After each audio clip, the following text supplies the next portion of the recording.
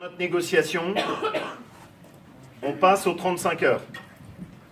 Quand je dis ça, c'est pas qu'on faisait plus, c'est qu'on faisait moins.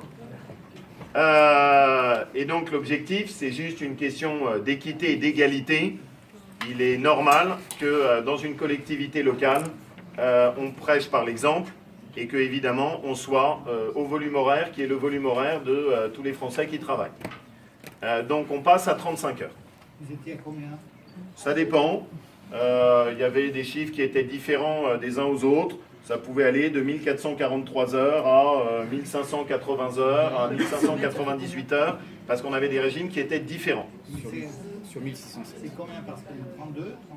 C'est très compliqué de vous l'additionner, parce que vous savez que vous avez des RTT, vous avez des sujets comme ça. En gros, si je compare, on n'était pas aux 35 heures et on en était substantiellement loin. On harmonise les deux régimes.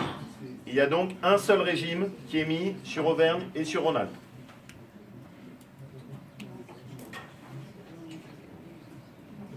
On le fait tout de suite et pour l'ensemble des lycées aussi. Puisque dans d'autres régions, les choix ont été en fait de juste le faire sur la partie centrale et pas sur les lycées.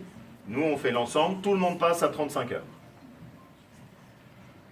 Le deuxième élément, c'est qu'on met en place un système indemnitaire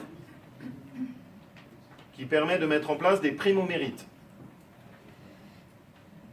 qui n'existaient quasiment pas dans la région. L'objectif est de faire en sorte qu'on puisse encourager des équipes qui sont engagées. Je vais prendre un exemple qui me tient très à cœur, c'est celui des cuisiniers. On a des cuisiniers qui ont pris un investissement supplémentaire en se formant avec les grands chefs, en ayant une gestion de leur politique d'achat pour remettre les produits de notre région dans les cantines, en ayant une implication sur la pédagogie, sur le gaspillage alimentaire auprès de nos enfants.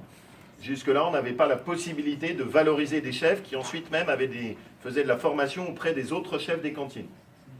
Donc on met en place un régime indemnitaire qui va nous permettre d'avoir un alignement qui permettra d'avoir une valorisation de nos différents chefs.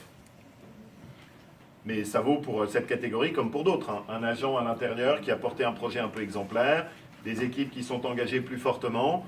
Voilà. Pour nous, l'objectif, c'est d'avoir un système qui soit encourageant et valorisant pour ceux qui sont engagés. Excusez-moi, est-ce que vous avez